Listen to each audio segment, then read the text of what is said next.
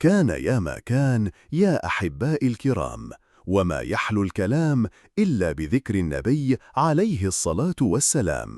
جدكم إسماعيل الذي يفرح كل أسبوع بلقائكم ليحكي لكم أجمل القصص عن أبطال الإسلام، قصصا مليئة بالشجاعة والإيمان والصدق.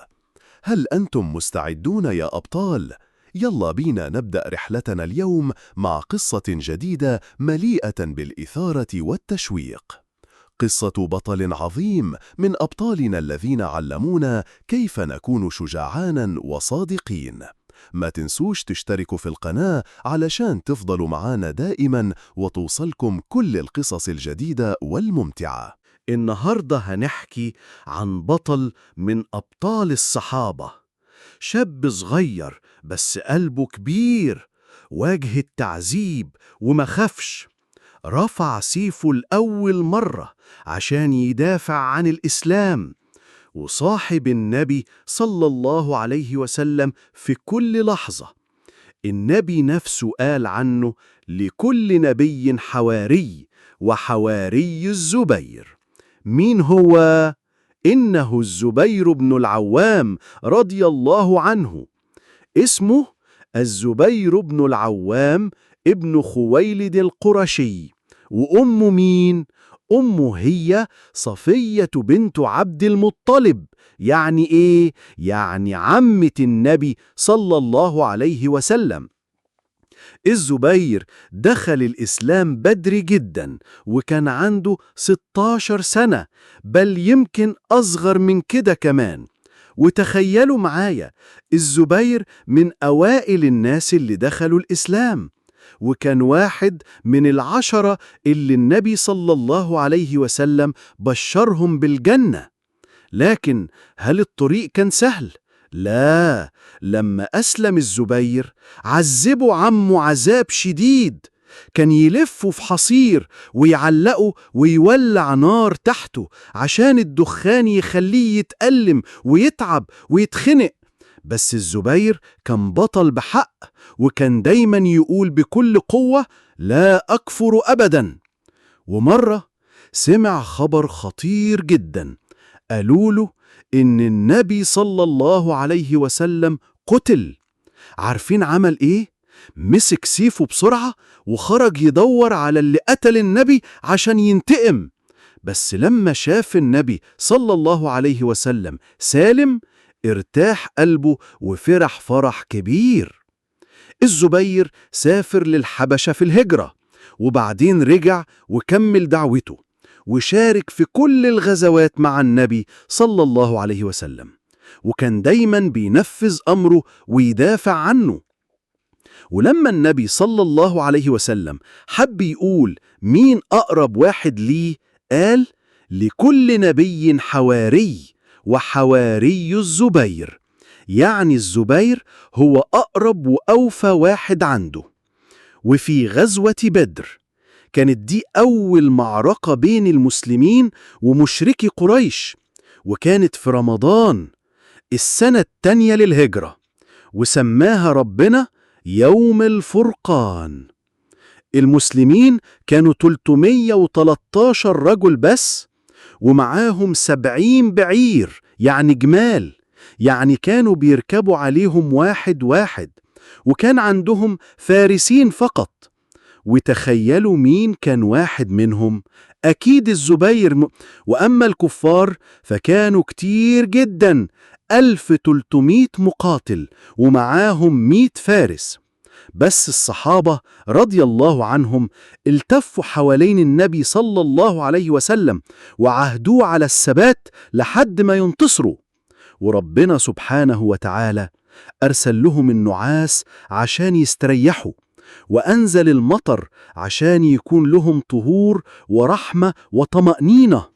النبي صلى الله عليه وسلم قعد يدعي ويرفع إيده ويطلب النصر، وكان بيشاور على أماكن معينة في أرض المعركة ويقول: هنا هيموت فلان وفلان. وفعلا بعد المعركة كل الكفار اللي النبي صلى الله عليه وسلم قال أماكن موتهم ماتوا في نفس المكان. النبي صلى الله عليه وسلم خد حفنة تراب ورماها في وش الكفار وقال: شاهت الوجوه. ومفيش عين من عيون الكفار إلا واتأذت بشيء من التراب ده. وكانت بداية المعركة. الزبير كان لابس عمامة صفرة وبيقاتل بشجاعة عظيمة، وربنا بعت لهم آلاف من الملائكة عشان يساعدوهم في القتال. وجبريل عليه السلام نزل وكان لابس عمامة صفرة زي الزبير، وده كان شرف كبير ليه. وفي وسط القتال الزبير واجه واحد من أبطال الكفار اسمه عبيدة ابن سعيد بن العاص. كان لابس حديد من فوق لتحت، مش باين منه غير عينه. الزبير رماه بالحربة وجت في عينه فقتله، وبعدين وقف على صدره وسحب الحربة من الخوذة بقوة لدرجة إن طرف الحربة اتنى.